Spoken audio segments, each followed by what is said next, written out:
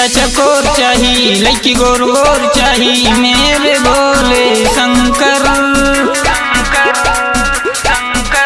मांगू न धन दौलत ना कुछ और चाही, लड़की गोर गोर चाही भोला जी, लड़की गोर गोर चाही।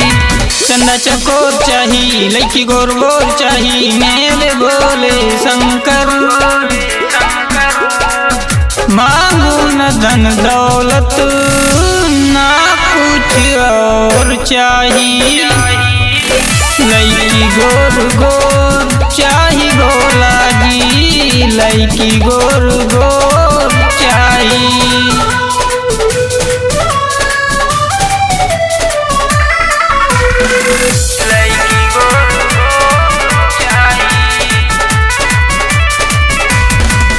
हंसत खेलत रहे मीठा बोलत रहे, हंसत खेलत रहे मीठा बोलत रहे, बात बाबा हमार सारी मानत रहे। कृपा से बाबा जोड़ी बेजोड़ चाही, लड़की गोर गोर चाही भोला जी, लड़की गोर गोर चाही।